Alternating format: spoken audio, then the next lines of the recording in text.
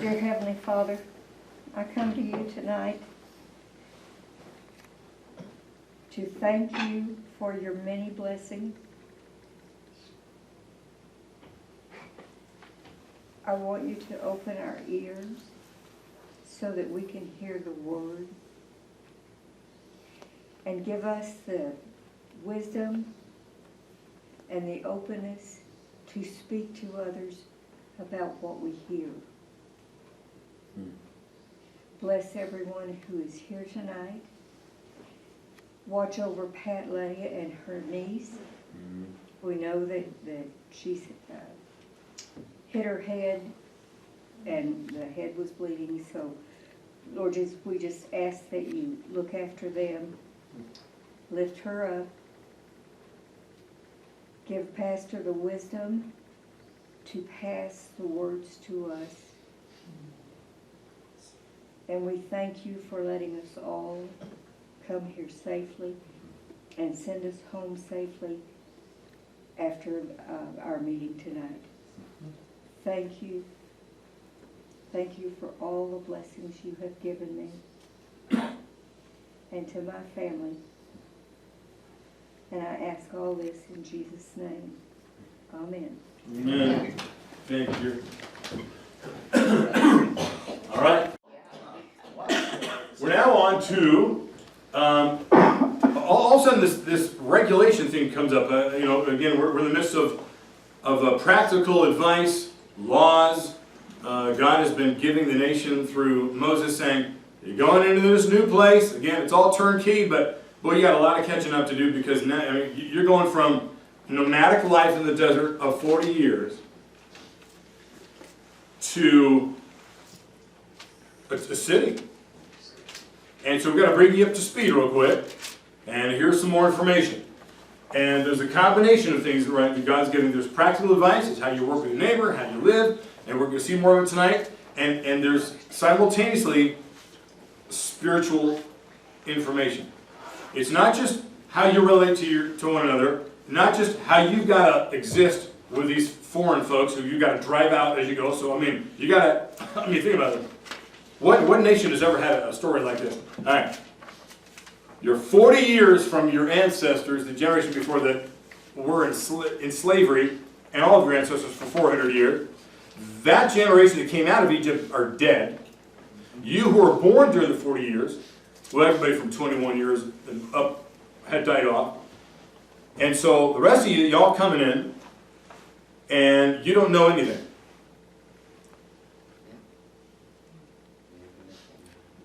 And you have to go to war.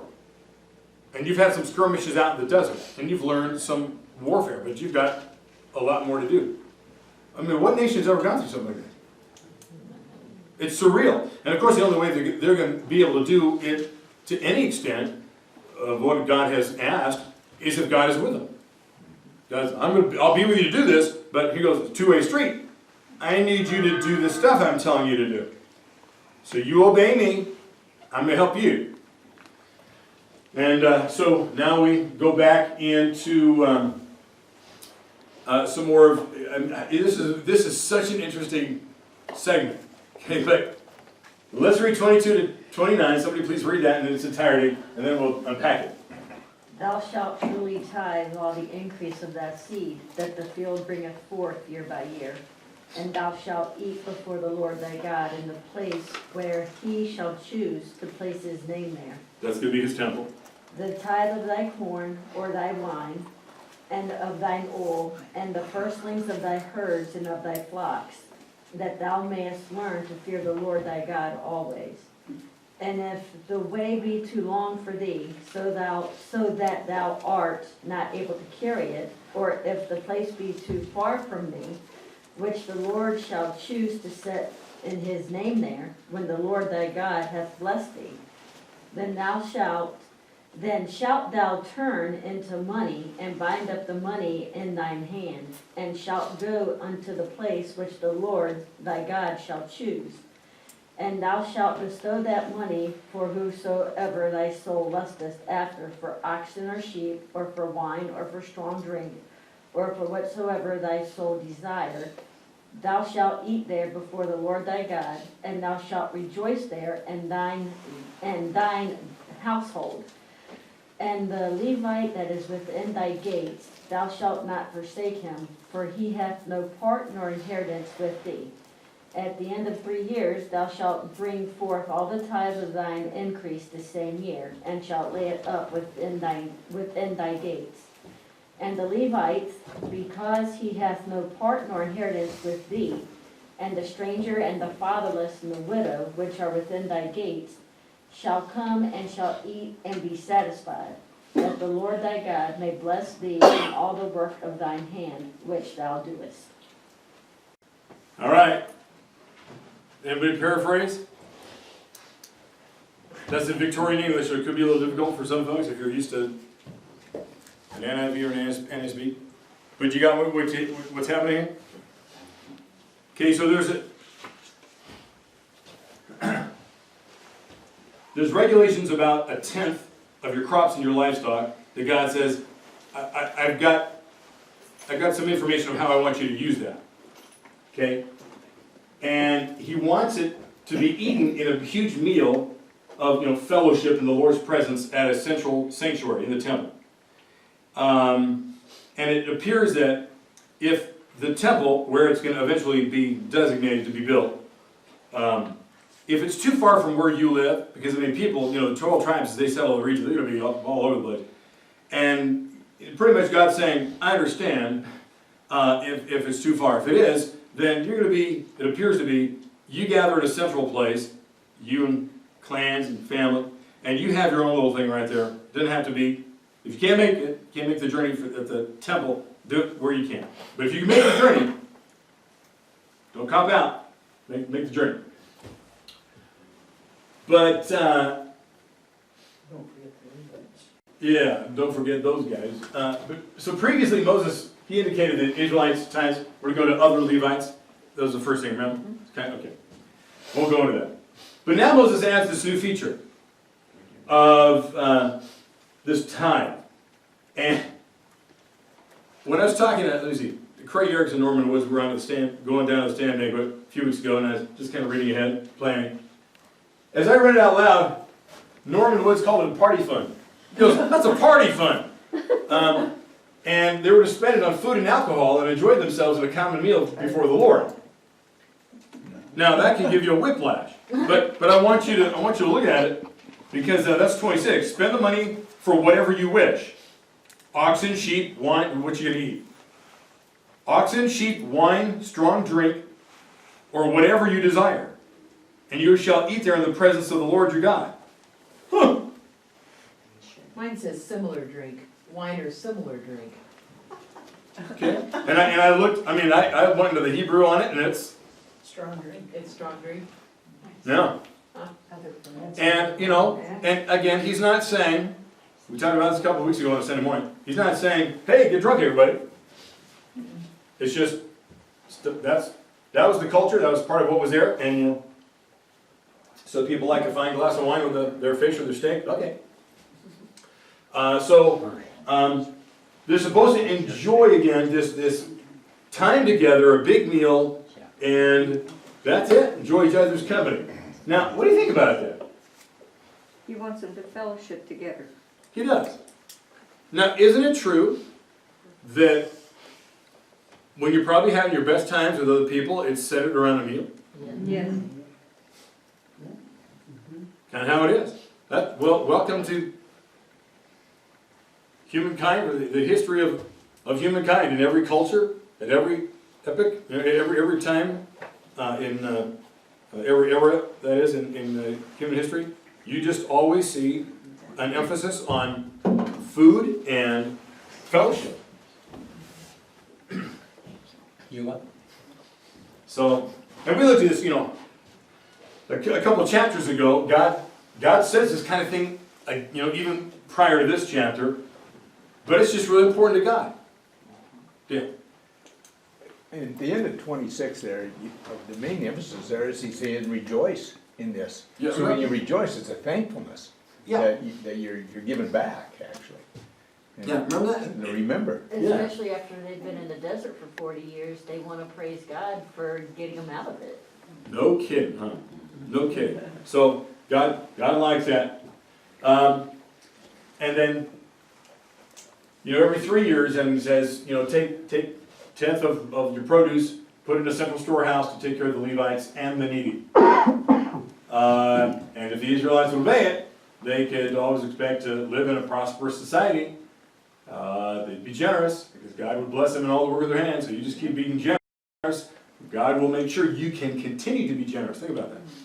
If I'm generous, God says, for his part, he will make sure we can continue to be generous. You ever think of it that way? If you become generous, if that's just your heart, God will, in this situation, he promises to make sure you'll always be able to be generous. That's pretty impressive. It's not a prosperity gospel by any means.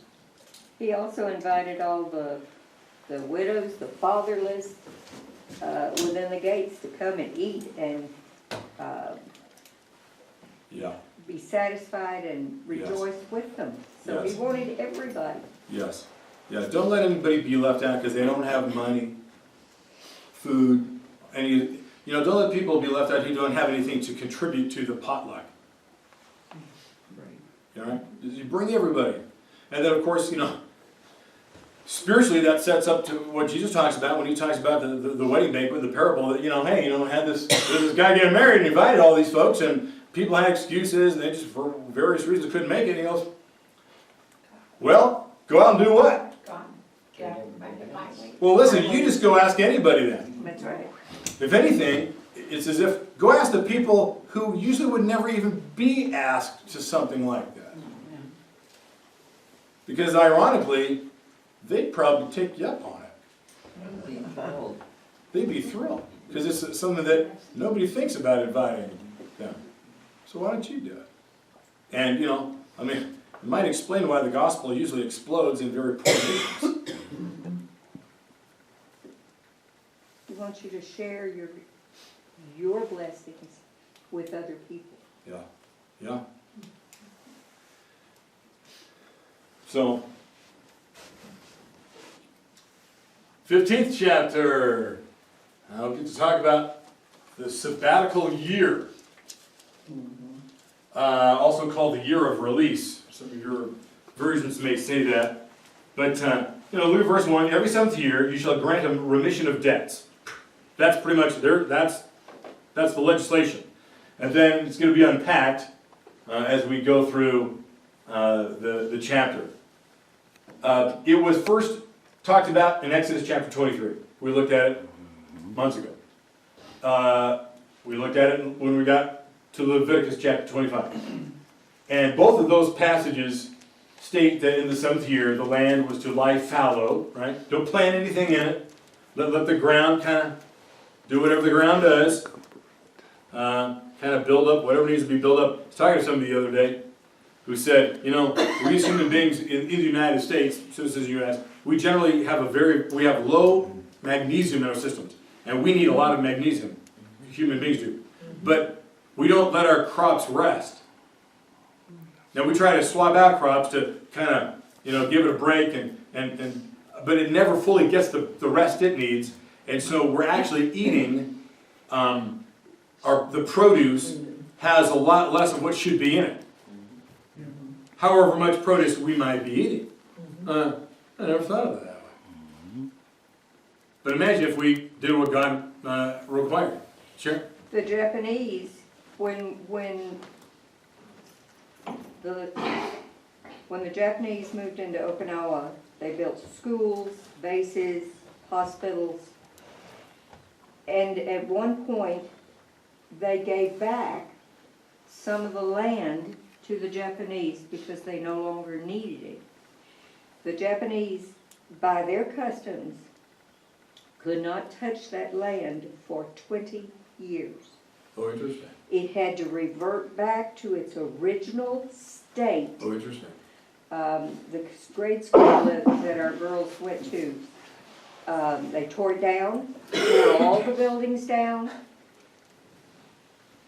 And you'd drive by there and you'd see all the weeds growing and how high it would get.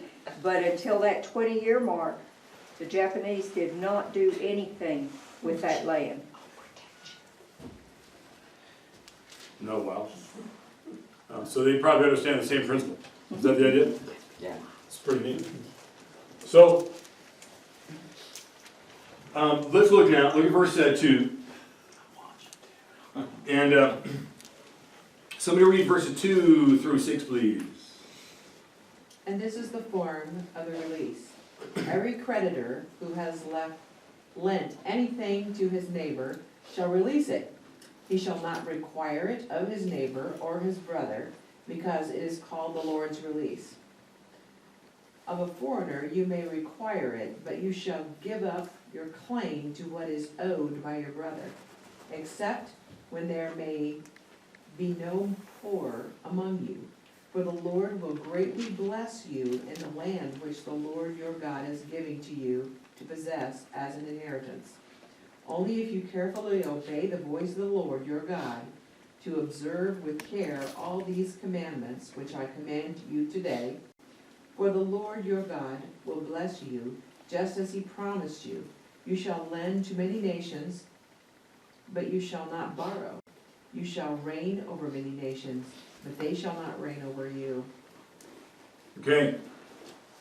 So you catch this. Your versions may read, in verse 1, at the end of every 7 years. It's more accurately, actually in the Hebrew, it's during the 7th year. During the entire 7th year, what you read is one of two things. There's two ways to look at this. Number one, the words that you might have like cancel the loan, cancel all debts, forgive all debts, or it could mean that that loan was completely eliminated. You don't owe anything else on it, period. Or it could mean that during the 7th year, you're not making payments on that loan. But you'll start making payments again at the end of that year, and then you'll make it for 6 years, then you get the 7th off, make it for 6, get the 7th off. Okay? But if there's something that supports that view, it's that during the 7th year, when the land was to lie fallow, it says an Israelite debtor didn't have, how do I say it? His normal source of income? Yeah. You just don't have money coming in. But for 6 years, you do have money coming in. So you'd have money to pay. So in the 7th year, when everybody's taking a long vacation, you don't have money coming in, so you don't have any money to pay. So everybody just says, hey, nobody's going to owe anybody anything. We all get a free ride for the year. Oh, it's a pretty sweet deal. Okay? Except a foreigner, whoever's a business person from a foreign country, it says right here clearly, they still have to pay you if you got a loan to them. Well, that's because they don't follow the Jewish sabbatical year. So they do have an income coming in, so it would be proper for them to pay. Or vice versa. Or vice versa. Yeah, right. Yeah, if you owe a foreigner, chances are somehow you got to come up with some money. They still need it. They're not taking their time off. That's interesting. We're not supposed to borrow from the foreigners. Yeah, but we shouldn't. Yeah, we shouldn't borrow from. They would say, but if somebody did. But it's likely, actually, most likely, that the debt was canceled completely and permanently. Now, a couple of things. What do you think life would be like in that nation during every 7th year? Celebration. Happy. You'd have a big mortgage for 6 years. Yeah. I mean, permanent cancellation of debts, it would help prevent poverty. What's verse 4 say? There will, however, be no one in need. No one in need among you, because the Lord is sure to bless you in the land that the Lord God has given you as a possession occupied. Nobody's going to have, it kind of helps everybody, catch up. If they're behind, it's pretty good. Everybody can rest up. I always think about this. There were no hospitals and whatnot back there. And if you're working the land, and you know what it's like if you're exercising, training hard without rest, if you're working hard, if you're building stuff, anything like you're doing trades, no rest, you get worn out. It's kind of nice to let your body heal. Because if you really had a mechanical injury back then, sorry, nobody's setting your leg in a cast, nobody's fixing your wrist, I mean, your tendon, you know, there's just no help, there's no medication, there's no pain meds. I want you to think about that. No Aleve, no Motrin. To have a year to heal up, that'd be pretty nice. That'd be sweet, okay? Do you think the lenders would disregard making a loan knowing that in the 7th year they weren't going to get anything? We're going to talk about that. That comes next. Glad, Gary, you're thinking. Everybody hear that? You're thinking right. You're going right where God's about to take people. Because people can ask that. Pastor, I have in my book here, it says foreigners still have to pay for unlike sojourners who are permanent members of the community. Foreigners were temporary and commercial visitors. Yeah. And this would have certainly helped for them not to go be poor, a poor nation. And keep them out of poverty with these, Oh, and it would keep the foreigner out of poverty too. right, Is that what you're saying? Yeah. right. Sure. So during that year of nothing, you know, no income coming in, them coming in, that little bit would keep that nation for that 7th year out of poverty, according to this. Okay, I'm a little unclear. Hold on. It says the foreigners had to pay Right. during that 7th year. Yes. And it would help that 7th year. Oh, it helps. Oh, Help it's like sustain here's- the economy. Oh, like here's some passive income. Right. Got it. Huh, got it. So God told That's us good. Interesting. to do this, but do we ever have a record that it was done? Did they actually follow through with what God told them? It shows up from time to time in the future in the scripture, but how many people were doing it? Yeah, How many stores are closed on Sundays exactly, that's, in America? You know, how long did it last? It wasn't permanent. You know, I mean, people want to squeeze anything you can out of. yeah, But 6-year loans. right. Well, that's where we're going to be going. But you know, when Moses in verse 6 says, you know, you're going to lend to many nations, but borrow from none. That was a real promise of sovereignty. You've got economic dominance in your known world. People, if you know, other nations might come get a loan from you. I mean, you know, it's kind of scary that we loan from China. Yes. But we're trying to become a little more self-sufficient, which we can do. And Right. It's been an amazing thing these past 3 years. Yeah, there's been It's some. like, hey, Nice adjustments. why are we still doing this? Good. We have this right here. What do we want? Thank you, Mark. Is that right? Right. Yeah. Teaching you, God's setting up. He wants you to be self-sufficient, but we should be self-sufficient. Not that we are God's nation or nothing, but The principle a lot is of it still. based on we should be self-sufficient. Sure. Stop trying to be. Sure. And when we have overspent, or our government has overspent, we now become slaves to the lenders. And, you know, and there it is. And there was always warnings of that in the scripture. And that's, you know, what's America's story? Oh my goodness. We were doing great. Prosperity, didn't need to, we were the one lending, and now we're borrowing. What happened? Because we overspent. Little greedy, et cetera. Spending the wrong places. What's your typical automobile loan made for, maximum? What's your typical automobile loan? Car? 5-6 years. 5-6 years. 6 years. 6 months. Huh, Yeah, most are 6. They changed it this year now. really? 10 years. Yeah. Maybe 10 they years? so they put it on the sabbatical. I mean, if you're gonna get a Tesla S, it's gonna take you time to get it back. I heard someone say one time, you know, with debt is a curse and children are a blessing. We Right. reject our blessings and we apply for curses. True. Did you catch that, everybody? Wow, we reject our blessings and we apply for curses. And apply for curses.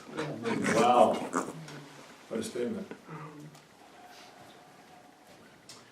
Well, verses 7 through 11, somebody read those please.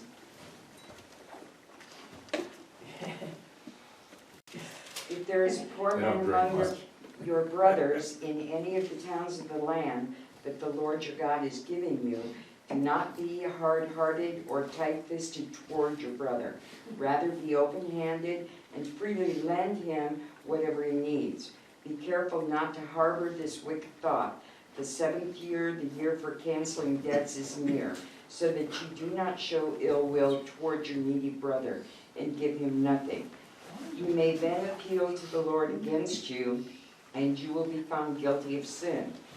Give generously to him, and do so without a grudging heart. Then because of this, the Lord your God will bless you in all your work and in everything you put your hand to. All right, so Moses, he explains the spirit of the law. Right? What's the heart of this law that he just unpacked? Is the law of canceling all debt. It's all about having compassionate, generous hearts towards others, right? That are also free, you might say, from the love of money and things. He goes, actually, that's the magic behind it. Oh. It's so that I learn compassion and generosity, and that I am free from materialism and a love of wealth. Okay. And he says, an Israelite would be guilty of sin if he or she refused a loan for a poor brother or a needy person out of fear that it might not be repaid since the 7th year was near. Right? That being said, an Israelite then should be cautious to take a large loan in the 6th year, knowing that he'd only have to pay on it for a year or less. Right?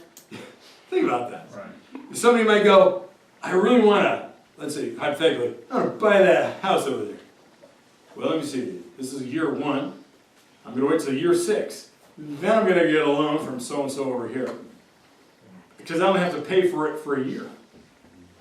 Compared to if I was to take the loan out now, I'd have to pay 6 years. So God's going, don't cheat the system. It goes both ways, both with the lending and the. It goes both ways. So I'm saying, it's not mentioned, but I think it's perhaps understood that it's a two-way street. That you don't hold, because he's saying, don't hold back giving a loan on the 6th year if they come to you on the 6th year, because you know you're only going to get a year worth of payment on it, and then you're, 7th year, not going to forgive the person, the rest, I'm going to eat it. Almost kind of sounds like a better way to do it is if your brother needs something, just give it to him. And let it be. That's the better way it should be. If your family member comes to you, it's probably better that way. Thanksgiving dinners go better, all those kind of things. Y'all got, that's an improvement. I like that. That's good. Though, sometimes though, it's good if you lend it so they have some responsibility. Oh, But give it knowing you might have to forgive the loan. Right. You know, that kind of thing. And not begrudging to forgive it. And you work all year long, and some of these people never work, and you're gonna expect them to Work. maybe man up to that 7th year. You think? Sure. Human nature would say, I don't think so.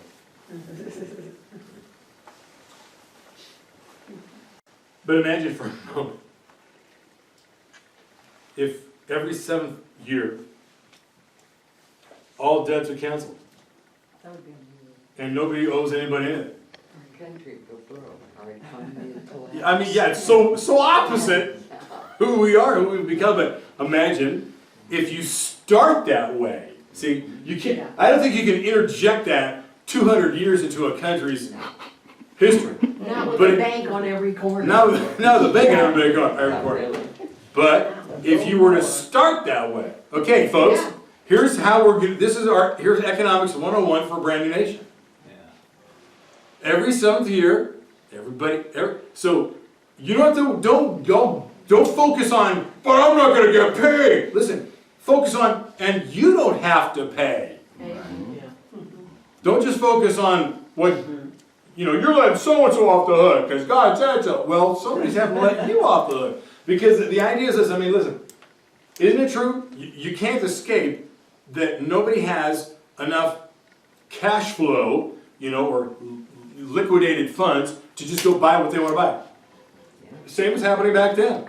No, we don't have specifics, but it's like, you know what? You need an extension, you need an addition on the house, you need a little more land, you need to buy some more cattle, you know, for what your operation. God knows that, you know, there's an economy. Things cost money.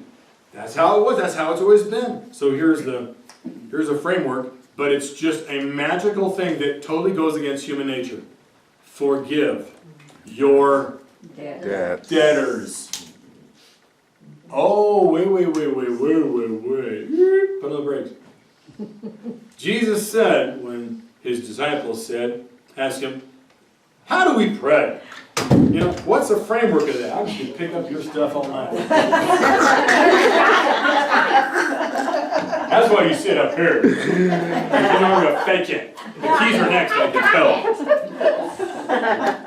But think about this. Did you catch what this is? It is a national mindset. When you owe somebody, they, 7 times 70. Jesus said, every 7th year, there's always these wonderful threads in Scripture, numbers and things. Forgive. How much can I forgive? All of it. How about half of it? All of it. All of their debt? All of it. You catching this? Yeah. Because you know that all of your debt's going to be forgiven too. Not some of your debt. Not a bit. All of it. Everybody's going to forgive everybody. Praise God. What they usually want most are money. Yeah. And the Lord's gonna cash flow everything. And the Lord's going to cash flow everything. That's right. He's got our back. Right? The Lord showing us something tonight? Oh my goodness. Sets us up to Jesus. Fast forward. Lord, you know, we call the Lord's Prayer. He gives you a framework, not necessarily a prayer to pray every day, every time you pray. It's just, you know, how should we pray? We'll pray something along these lines. And one of them is, a big thing is, forgive us our debts as we forgive Our debtors. the people that owe us. Right. Guess what the Jews were thinking of when Jesus said that? Yeah. The sabbatical system. But this goes to not financial debt. We all know it's all debt,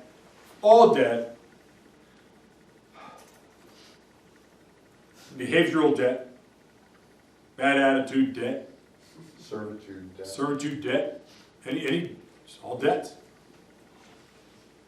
Your sins. People that sin against you, they owe you.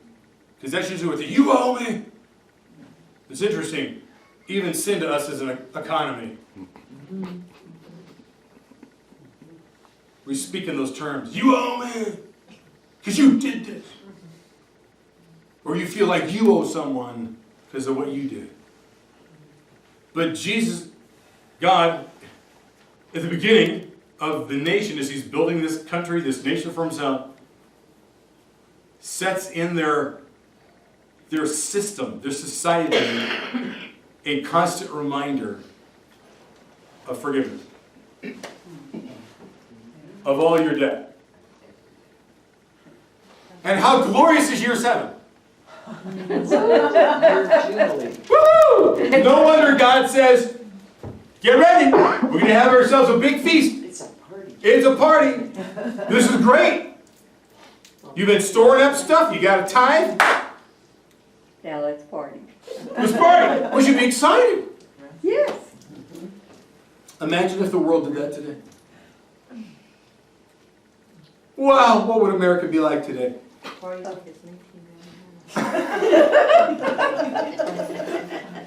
So, I just love it. There probably wouldn't be such a need for antidepressants. That's true. Yeah. Oh, hear that? Yeah, there wouldn't be so much. Isn't that right? The Yeah. anti-anxiety meds and antidepressants because we're stressed out. I mean, the stuff we hold on to and Oh, the stress, oh my goodness. No. Yeah, God would save us from the stress. Yeah. If we can only do things His way. Okay, question for you real quick before we move on. Oh, it's almost 8. No way. Why do we barely get anywhere? Okay. Because we talk? Well, if people just call you and have you, Good. That would be good. Pastor, if people just call you and have you pray that God give them peace in their heart, they wouldn't need antidepressants either. Yeah. I haven't had to take a one. Yeah. Awesome. Isn't that wild? Yeah. Isn't that wild? I've never had such peace in my heart. Wow. Amen. Amen. And it changed my whole outlook. Good. A new set of glasses for the world, huh? Yes. It's amazing. Yeah. Well, I was going to ask something, but I forgot what it was. Darn. 12 to 17. Somebody read that, please.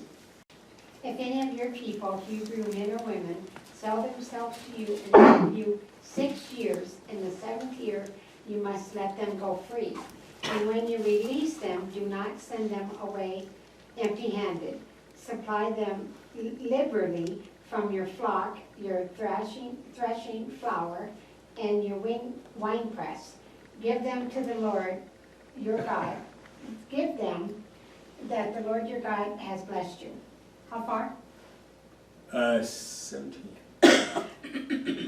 But remember that you were slaves in Egypt, and the Lord your God redeemed you. That is why I give you this command today. But if your servant says to you, I do not want to leave you, because he loves you, and your family as it is well off with you, then take an owl and push out that, and push it through his earlobe. Or you shove an owl through their ear. And he will become your servant for life. Do the same for your female servant. Okay. Really neat little chapter here, or passage. So sometimes a person's unable to pay their debts. They sell themselves as a servant to their creditor. And there's like a 7-year thing going on in this too. Okay? If the size of the debt meant that he or she had to work for 6 years, he or she was to be freed in the 7th year. It's a sabbatical thing. It didn't correspond to the year of release, but just whenever, your 7th year of your work is over. You might be year 3 of your servitude, even though it's the year sabbatical for the nation, forgiving one another of their debt. But the Lord previously said that 6 full years of a person's life was enough to make up for any default on a loan. That's Exodus 21. But in this passage, Moses adds that an employer or if it's a servant, slave owner, has to do more than just free the servant. They have to supply them liberally, generously, give them livestock, grain, wine, whatever, in accord with the way the Lord blessed you. All right? So God blessed you. Well, you bless that person that has been working for you. And think about it. After 6 years of being a slave or a servant, that person would have little or nothing to be sent away with. And where could that lead that person if they're sent away empty-handed? Right back into it. Right back into it. I hate to say it, but that's why a lot of women who are freed from prostitution go right back into it, because they don't have a trade. Nobody's taught them a trade. Right? It's that kind of a thing. They have to sell themselves into the service of somebody else, again, in order to eat. Hey, we're gonna give you enough to live on and get on your own 2 feet. So chapter 15, verse 15, right here, read 15. Where do we read? Yeah, we do. Pretty much, this is how I would translate it.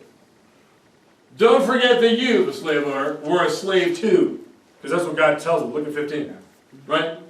And you liked it when I said you free from Egypt. So the idea is never forget your own past and what you were redeemed from. Right? I've said before, my brother said years ago, show me an arrogant Christian and I'll show you a Christian who's forgotten the pit they've been dug out of. Amen. Show me an arrogant Christian and I will show you a Christian who has forgotten the pit they've been dug out of. Okay, so 16 to 18, you read about this thing about what if a servant or a slave wants to stay? And your versions may say servant or slave. It's really, it's indentured servant. It's a slave to a slave owner. And he addressed that situation, however rare it may be. We really don't know. But when a servant or a slave had become too attached to the family to leave it, it says out of love. If your slave really loves your family, well, that must say something about you, the slave owner. I mean, you must already be buffing that person out. They're going, I love this. I love you guys. You're like family to me. Why would I leave this? I mean, this is great. And it's a job, and it's a life, and it's a family, and I'm so used to you now, and it'll break my heart to leave. I mean, this must be a really good setting. Think about that. And he says, when it's that good, what's the employer or the owner supposed to do? Take it all. And you put that servant up against the doorpost. Be careful, there's wasps around. Okay. And then you take an awl and you put it right there. And you take a hammer, pow! And you pop a nice circle through there. And that's a pierced ear. And that symbolizes that you are a slave till you die, for life, to a family that you love. By choice, so to speak. By choice. Any parallels come to mind? All of us and Paul and we want to be slaves of others. Yes. When Paul talks about himself as a slave for Christ, yeah, I mean, we could say, yeah, Jesus is a slave to the Father, and he goes, yeah, he gets the holes punched through him. I mean, there's the slave that wants to be a slave. See, that's the slavery we talk about as Christians. We want to be a slave to this master because he's so good to us. Right. I mean, if God wasn't as good as he is to us, who'd sign up for it? Who'd want to stay in it? Which is, again, why he has so many of his fathers, especially Paul, calls himself a doulos, a slave. Yeah. Are they actually saying they are not slaves? Who? Like Paul? If they have a master that is a kind, giving, here, absorbing the end of the family, they want you to stay, you want to stay, and they're making a statement that I'm here of my own free will. Yeah. I'm no longer a slave. That's a good way to put it. Bible, it doesn't speak that, but I think it sure infers that the person who's signing up for it till they're dead is adopted in. Yeah, you're like being Part adopted. of the family. But I like that. Yeah, it's like they're saying I guess I'm not a slave anymore, but except by choice, technically I'm a slave. By choice to stay. Yeah. I'm a slave by choice. So, are you a slave? If you're a slave by choice. Yeah, if you think on the other hand, though, nobody can come and take you away then either. You get to stay with that family. So, That's true. if you look at that, it's a protection too. That's good. You're like, I want to stay here. That's I want to good. stay in these I don't want anybody else to try to come be my master. Yeah. That's interesting. That's You are good. then part of a That's family. good. Yeah, you're part of a family. Yeah. That's so good. Moses' reasoning for the person who's too greedy to set their servant free, with that he should keep in mind that it would cost him at least twice as much if he would have paid to do, or hired somebody to do what that slave has done. So, it's like, hey, listen, buddy, you got off cheap. This would have cost you twice as much. So, you can let this person go finally. And if you don't, God's not going to bless you. If you do, he'll bless you. You're going to pay one way or another. You're going to pay one way or another. Hey, I think we can finish. Oh my goodness, this is amazing. 19 to 23, somebody please read and we'll finish the chapter. You must set aside for the Lord your God all the firstborn males from your flocks and herds. Do not use the firstborn of your herds to work your fields, and do not share the firstborn of your flocks. Instead, you and your family must eat these animals in the presence of the Lord your God each year at the place he chooses. But if this firstborn animal has any defect, such as lameness or blindness, or if anything else is wrong with it, you must not sacrifice it to the Lord your God. Instead, use it for food for your family in your hometown. Anyone, whether ceremonially clean or unclean, may eat it, just as anyone may eat a gazelle or a deer. But you must not consume the blood. You must pour it out on the ground like water.